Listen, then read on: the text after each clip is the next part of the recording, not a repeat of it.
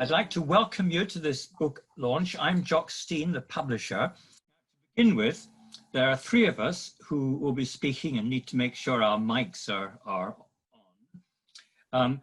But after that, there will be a chance to ask questions, and I'll just explain the procedure. You're possibly familiar with that, but I'll explain the procedure when we get there. Now, Professor Alan Riach and Dr. Henry Marsh have been friends for some time.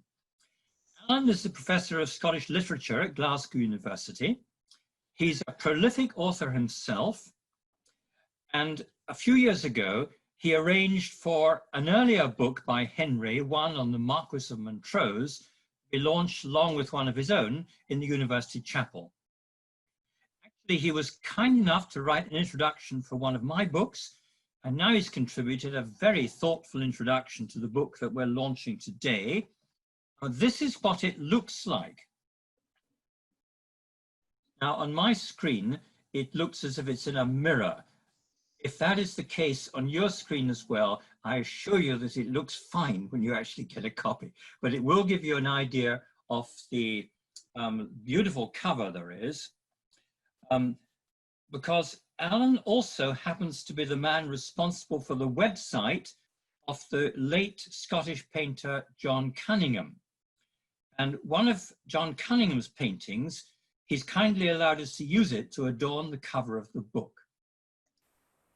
Seen it? And Alan, with great pleasure, I'd like to invite you to say a few words just now. I've had any number of these meetings over the last 3 or 4 months, and every single one of them has been preceded by 4 or 5 minutes of utter anxiety about whether the technology is going to work. Trying to develop a tranquility of attitude. So bear with me if the technology needs to be redressed. I just wanted to say thanks to Jock, first of all, for that introduction and for publishing this book, which I think is an extremely handsome publication, but also more than that, you should never judge a book by its cover, as they say. But in this case, it seems to be the cover's pretty handsome, pretty smart. But it goes with the poems that are in it. And I want to say thanks to Henry for inviting me to write the introduction and to have a chance to read the poems before agreeing to. And that sense that I have had of quality of Henry's poetry over a number of years, which involved actually taking part at readings that Henry had organised in Rosslyn Chapel, extraordinary events, extraordinary atmospheric and kind of insinuatingly intimate events that were complemented by the playing of a string quartet, which went with them, which at that time gave some indication, I think, if any of the people here have actually managed to get to any of them, you'll recognize it when I mentioned the idea that the intimacy of the location and the way in which the string quartet playing complemented the readings of the poems allowed us to slow a reading down. Sometimes readings can get very tiring, but with those events, it always seemed to me that the intimacy of the occasion and the attention that was being demanded both by the music and by the poetry were of a unique kind, of a particular value. The poems that Henry read on those occasions and that I was most familiar with were poems that came out of specific histories. And in his books, his previous books, many of them were characterized by these aspects.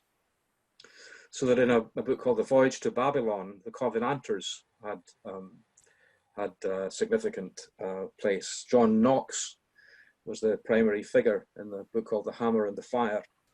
Mary Queen of Scots in The Good Man's Daughter, and James Graham, the Marquis of Montrose, in the most recent one called Under Western Skies. But when I came to read the poems in this book, there's a different quality pertaining. These are much more personal, lyrical poems, and they're very much to do with a personal story, but they're also to do with individuals, members of Henry's family and close association. But also, and what intrigued me particularly, was the way in which landscape has a place to play in these poems. Landscape in the history books and history poems, you might say, is very much a context, very much a background, very much a location, but it's not personal in the same way as it is in these poems, I think. And it reminded me of a couple of things that I'll mention. I'll only talk for a couple of minutes and then hand you over, but I do want to mention these things. One is a phrase which somewhere in the middle of the many, many thousands and thousands of pages of Proust's Remembrance of Things Past, there's a sentence which I remember writing down and taking a note of because it just seemed so applicable, and it seems applicable here. He says, "Places are people, but they are people who do not change, and whom we often see again after a long time in wonderment that we have not remained the same." So the interweaving of locations and places and moments of encountering them in the company of others is also a motif that runs through the poems, many of the poems in this book. And they are that note that it's always surprising to discover that the places themselves are unchanged while we are, and our companions are. It's worth articulating in that way. There are a couple other references that might be helpful. The critic from Oxford University, Fiona Stafford, has a fine book of criticism called Local Attachments. And local attachments, in this book, she says that the vital significance of local attachments for art arises from truth's need for strong foundations.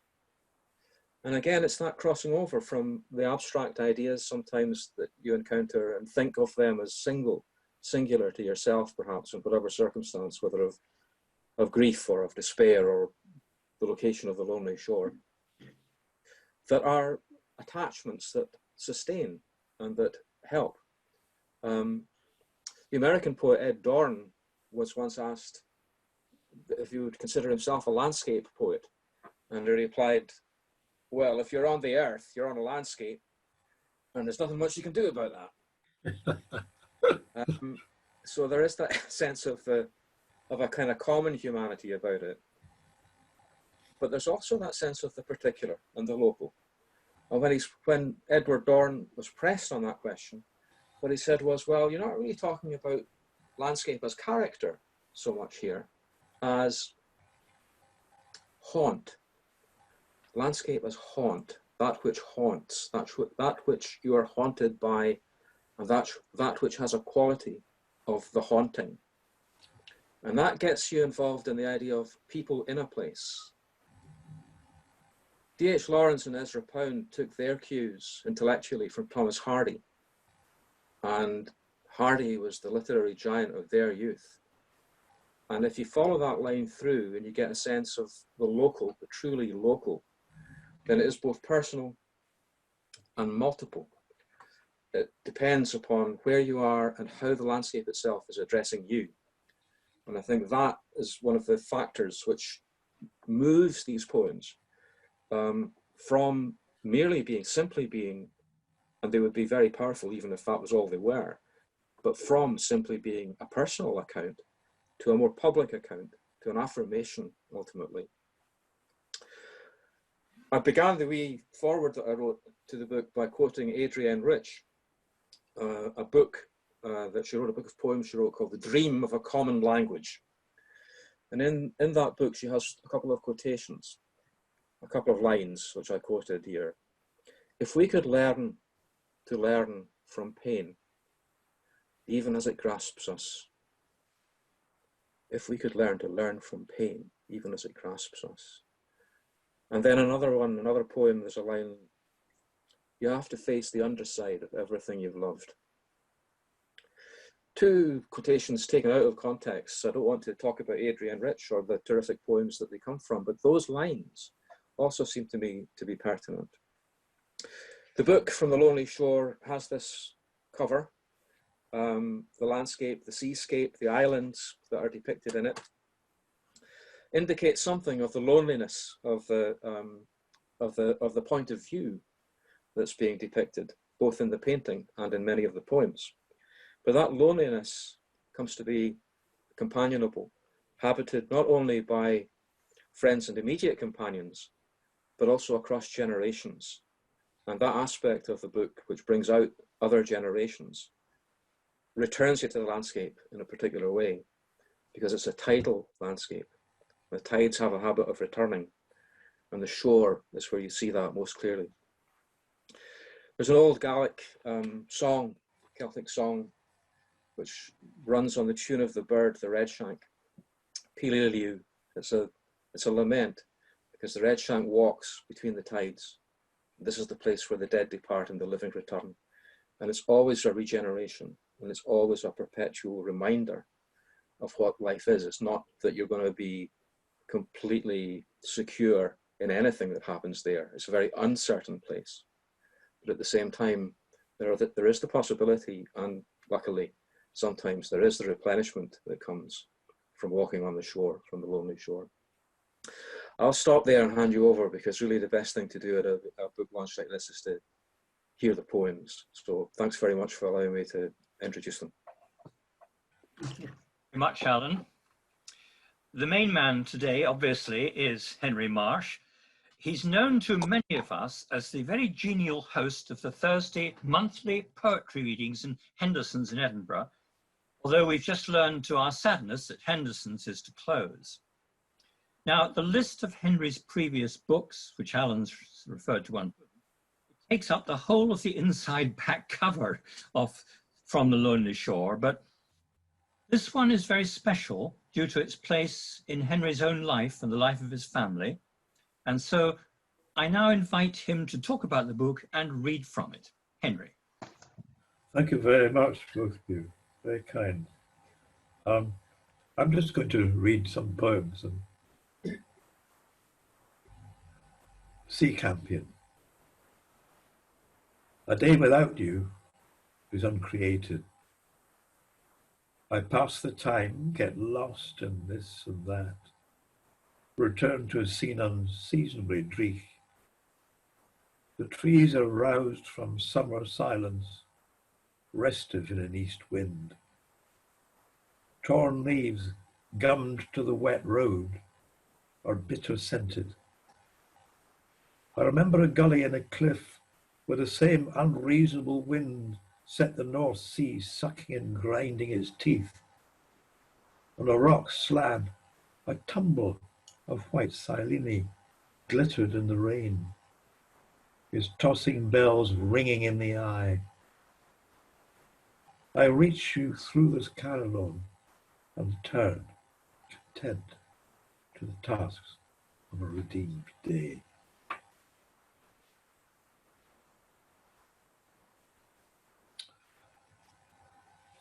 St. Valentine's Day. The resurgent cold has brought silence, hushed the hesitant coo-rooing of yesterday, and ear and eye restless for hints of spring. A fieldfare flock lifts from a stubble field, passes over the tangled barbs of a hawthorn hedge, and at its roots, the more than white, the pure scorch of snowdrops burn. Time of the mating of birds, the old lore has it, a time when lovers, the vanquished victors, sighed out their songs to win the hearts of fair ladies, and we, in our winter season, leading through the wood, a fall of February sunlight arrives like a proclamation.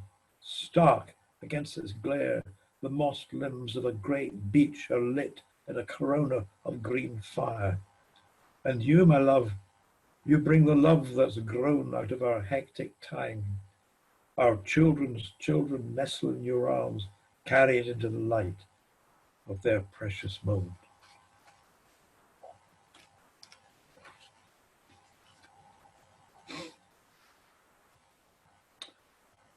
Invisible light. This is about ultraviolet, part of the spectrum. Insects can see, but we can't. Colors of flowers can be transformed under ultraviolet light. Endless the rain and murk, the raw cold that lies heavy. It invades, becomes the inner landscape. Then by the old bridge, under a hawthorn hedge, clusters of shoots. Their tips gleam white, snowdrops wrapped in their call, spear points that can force through frost and snow. Further up the lane, milk drop buds droop. What strange perversity to flower now, for the air is barren, no insects hum. They await the improbable, some spring-stirred queen bee drawn to their invisible light. How limited our spectrum, and yet consider the trees are blind, the flowing meadows, even our May gardens are numb to their own beauty. And you, my love, walking through this winter, innocent of what you disclose, something to do with spirit. I'm only going to write about one grandchild, I'm afraid. For Emily, flat on your back, you fret for the moon curve. You'll settle for being held. In your sleeping, we arrive at the edge of what we are willing to believe. All night your mother was alert for endless confirmation, wondered at the blessing. Tremors of doubt passed like shivers under a March sun. You are the completion for which we strive.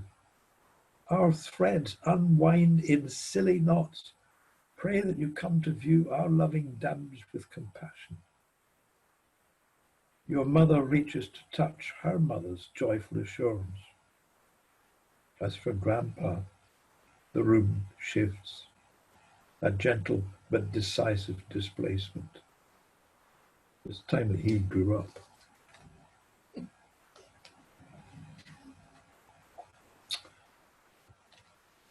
Prognosis.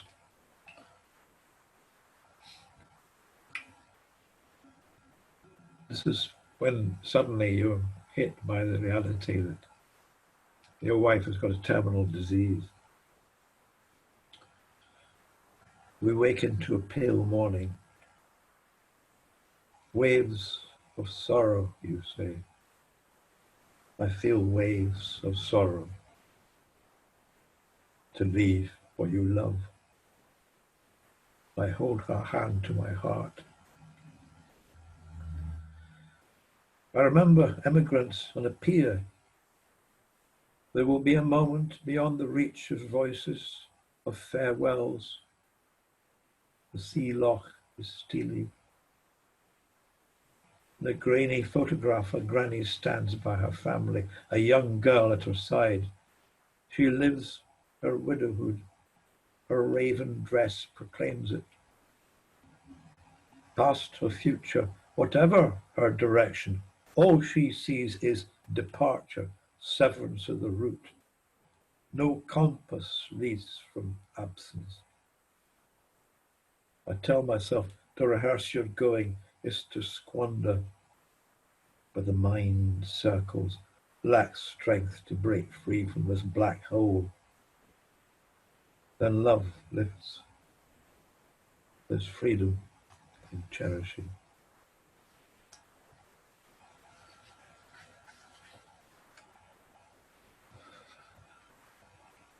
Morning in Andalucia. Rose fingers of dawn search through the Malaga mountains. Shimmering curtains of shadow retreat slowly into the day. The hillside wakens to the call of golden orioles. They light the almond trees. Last night in the village, folks sang of love and death with a passion that rocked their bodies into dance.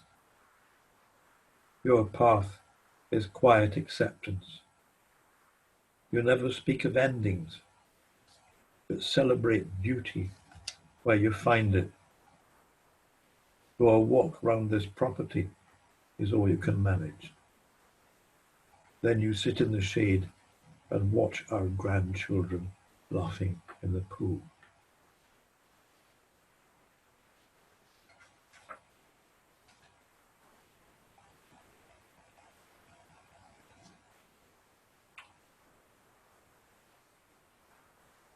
June 2016.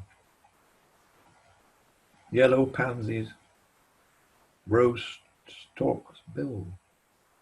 You lay in a bed of macher flowers, wrapped, busy with watercolours, and the breeze warm, gently insistent, I'm here, the world's breath, rich with the scent of flowers. A year has passed. There's a cruel wind. On the beach, a seal pup tumbled out of life, eyes lost to ravens, lips drawn above sharp teeth as if in a gesture savage of the loss of its moment.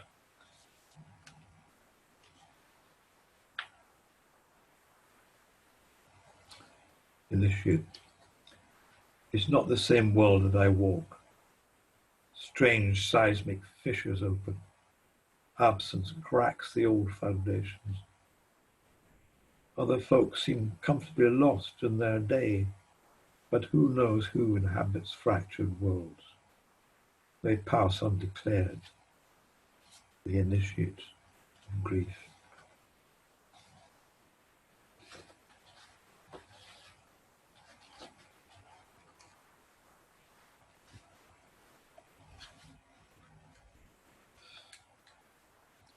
Again and again I tried to catch what it was that was distinctive about Jackie. Something to do with the spirit. At Newark Castle, St. Monans, how the invisible will declare itself. The breeze out of the dawn's dazzle, scrolling its signature on the sea. Through the haze, an island is emerging like some leviathan. Here the tide slurps and curdles along reptilian rock sills that might at any moment waken from deep time. Once a prince looked out on this. But time has laid siege. The castle is dangerously ruinous, though a pigeon flutters from the surviving ducat. The outer walls and their sustaining cliff have collapsed under cannonades of winter storms.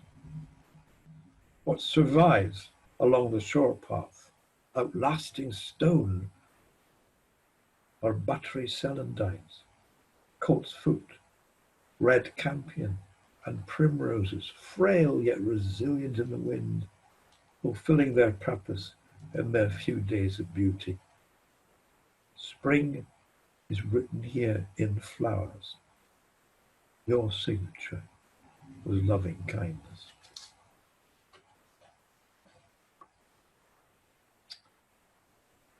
And then the kind of evolution of grief, really, by Montrose Basin. Drawn wide over wheat gold August fields and the blue steel waters of the basin, a sky busy with patchwork showers aslant or in vaporous columns. They render the familiar to mystery, veil in allure rather than hide, invite that step outward that is also within. Here and there they pass, and substance restores itself. Though as after a thunderstorm the air smells different, bird song is sharper, and the showers have left an aftertaste, and a sense of the depths that sustain the everyday. How strange the workings of the spirit. That wincing year is passing, where encounters with beauty in the old corners that we loved ached like raw wounds. Now new beauties come never alone, but bring you by the hand. Now, one of the experiences of grieving was I attended grief counselling, which was useful insofar as I discovered that everyone was in the same boat, as it were. And there I met a lady who has now become my wife. And this is when I realized that things had gone far with her. A poem for Christmas for Anne. Sitting in the sun by an olive tree, it's the winter solstice. Bougainvillea flaunts along the wall, its scent elusive from the hint of a breeze. Next door, the gull squawk of a thwarted child is absorbed into the tranquility. Like a tired skin, the Edinburgh winter is sloughed away. This metamorphosis of the spirit, a stepping out of the clenched wintry body. The light at a different angle carries a mystery of healing. This is what you bring to me, my love, my winter's spring. Nothing of the past is forgotten, rather made fonder. The shortest day is passing.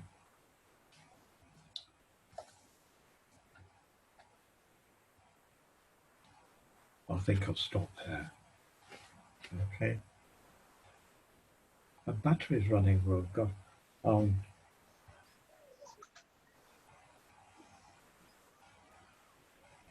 Thank you very much. And can I assure you your battery didn't run low? We're very grateful for you sharing all that and those lovely readings. Thank you. Just a word, if you think of this whole launch as a sandwich, with Alan Riach giving a very substantial bit of the loaf on one side, and the meat in the sandwich we just heard, this is going to be a very thin slice from me. Let me just say that the Handsel Press was set up back in 1976 by the late Professor T.F. Torrance and myself, publish theological and other books with a particular interest in books which would be on the frontier between Christianity and other disciplines. Now, the board of the press has interpreted that very widely. In the last few years, we haven't produced really any heavy theological tomes, though I have been known to typeset one or two such for other publishers. Now, in fact, our current focus has been on biography and poetry. And Henry, it's been a great pleasure working with you on this book. And you can, of course, purchase this book from him, or if you prefer, from the Handsel Press bookstore. And I think you've had all that information in an email from us. Now, it will, of course, also be available from Amazon, although I'd much rather you went to your local bookshop and ordered it, even though none of us have been going much to shops yet. But if you want to see what other books we produce, Google Handsel Press. Now, that's enough on the publisher. I do want to give you the chance to ask questions of Henry in particular, or indeed make any comments. Now, somewhere on your screen, there should be an option to raise a hand, or because we're in fact all on one screen, if you raise a hand like this, then I'll see it and Catherine will be able to, well, I think you probably have to unmute yourself. Is that right, Catherine? Yeah. Yeah, you need to unmute yourself, but I can call upon you to speak. So now the floor, or if you like, the screen is open for questions.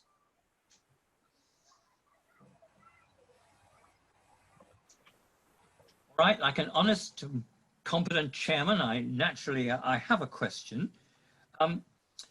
Henry, the Highlands and Islands clearly have a huge attraction for you. Does this go back to childhood or ancestry or what exactly? No, it goes back to the fact that when we went on one of our Hebridean holidays to South Uist,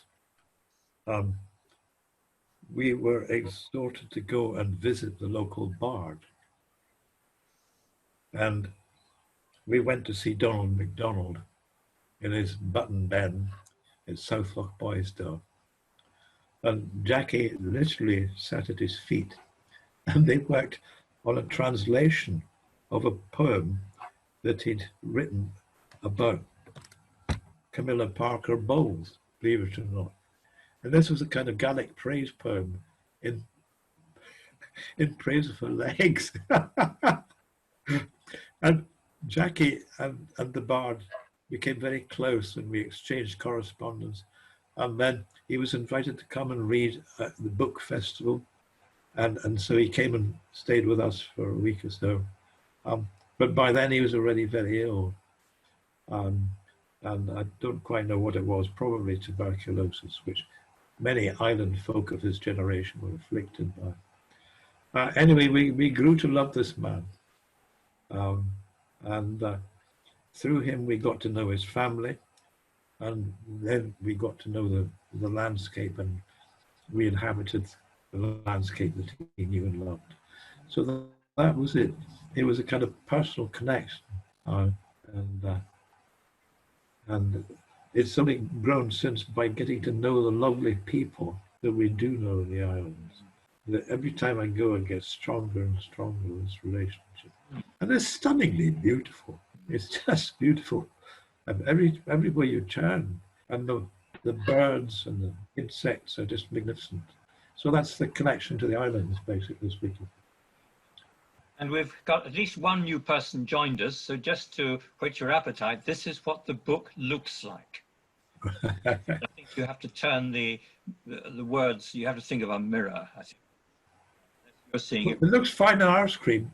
Does it? Well, that's fine, because it looks all wrong in my screen. But of course, that's how this thing works. You can see how bad I am with the technological side of this. Now, are there any other questions? Hands raised, please. Yes, thank you, Margaret. It's not a question at all, actually, Jock. It's more of a comment.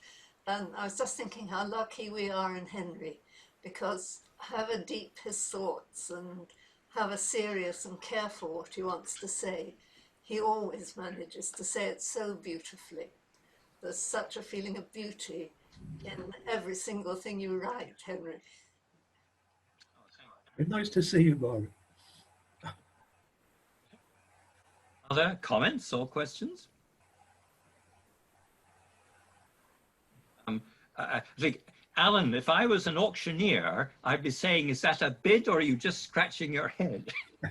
Well, I was just scratching my head, but I can probably turn it into a bid, or it's just something that's going through my mind. I was going to ask you, Henry, because the poems are extremely personal, and that aspect of making them public, which is what we do as poets when we write something, that whatever depth it comes from or whatever sensitivity it comes from. But it's always struck me that when you write a poem, when you're engaged with this kind of writing, it's almost something that's unavoidable. You might not even want to do it, but it's something that you cannot but do if that's the compulsion. You know, like Ian Crichton Smith's great line about the people in Lewis having no time for the graces of poetry unless it comes up with deep compulsion, like water from the well. And I wondered if you could say a few words maybe to us about how, you know, obviously the poems are prompted by specific things, but it's not that I'm asking about so much as the composition of the poems themselves. How does that come for you? Oh dear.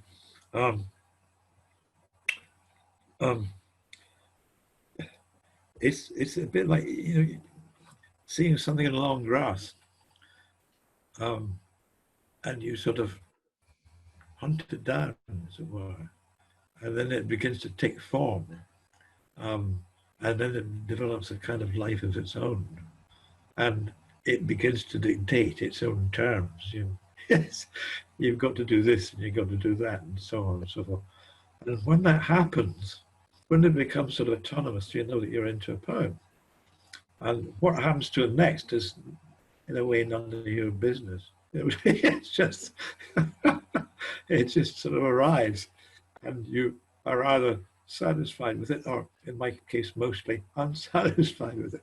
And you fiddle around with it, and you come back at it, and you look at it again, and slowly it evolves, you know, and becomes an independent thing.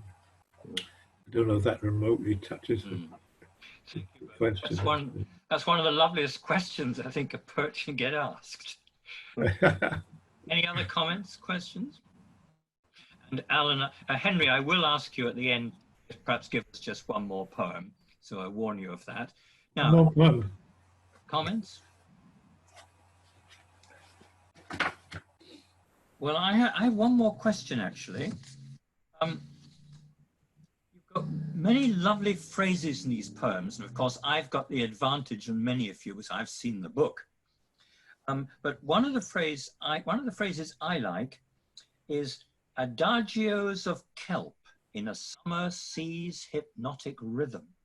And that's referring to a seal's dream songs. Now, how do you see the crossover of different art forms, like here, music and poetry? That's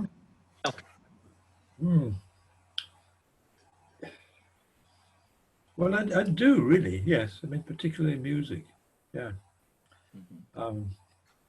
Particularly music. I mean, particularly words like adagio, which are otherwise inexpressible except in its own musical terms, you know. Yeah. How does it work for you? I mean, do you actually, you know, there are some people who sort of see a scene and then they feel in their head already a sort of song or a rhythm or something coming. For others, it's perhaps more intellectual. I mean, I just get excited by the sounds. Really. I mean, I remember when I first listened to the late Beethoven quartets when I was young. I was just transformed, absolutely transformed. And similarly, when I had the opening pages of a live performance of Wagner, and I was just absolutely transformed. So they just take me over, really. Funnily enough, there was actually a program on BBC4 last night on Beethoven's. Yes, I saw that. Yeah, you saw that. Yeah. Yes, Alan. Yeah, just for the sake of complementing that, two recommendations that come to mind that are so particular to what you're just saying. One is Arnold Bax's Third Symphony. The very last movement is full of storm, and it's very much a West Coast of Scotland symphony. But then it stops and it suddenly goes into this adagio and a kind of last, like an epilogue to the last movement. So Arnold Bax, there you go. And the other one that came to mind as you were talking about the adagio idea, the adagietta from Bartók's Third Piano Concerto. I mean, just for the sake of it, if anybody doesn't know these works, I completely recommend them and urge you to do some homework. And if you don't know them, or if you do, listen to them again, because so much of it is pertinent to that sense of, you know, Bartók wrote that concerto almost as a love song to his wife. And the adagio is one of the most beautiful slow movements of any piano concerto, for my money. And the Arnold Bax symphony with this fantastically beautiful extended epilogue just has exactly that kind of bearing on some of, well, I'll put it this way, it's like some of the emotions, I mean, not to be banal or anything about it, but some of the ways of feeling that are practiced in the words of some of these poems seem to me to have that affinity with some aspects of those pieces of music that I've mentioned and that you've mentioned. And it's not a question of saying one's the equivalent of the other, or one, you know, inspires the other in any particular necessary way, but these are ways of expressing oneself. These are forms of human expression that have that affinity and care, responsibility and quality. So that's my recommendation. Well, thank you. Before I read this final poem, I just want to thank everybody who has been so helpful with this poem. That this book, everything seems to have come together. That wonderful introduction, and Jock Stein has been endlessly patient with me, and so on. So thank you very, very much, all of you. Thank you. I'll read this last poem then. This is a love poem to my current wife. 14th of February, 2019. A winter love carries all the hopes of spring. Rooks are tidying the ravages of a year, their glad clamour echoing through the spare wood. February intimations of the year is smouldering beneath the skin. Snowdrops are nosing through last year's leaves. And in this urgent creation, I think of the children that age cannot allow. I imagine their eyes like your own, fallen from a summer sky, hair flowing like wheat in a warm wind. Now all that tender cherishing will fall to you, my dearest love. From the swaying top of its tree, a missel thrush proclaims defiance, that victorious spring song. In the depths of our winters, we'd reach and find absence. Sleep would strand us on lonely shores in the ebb and wash of arbitrary tides.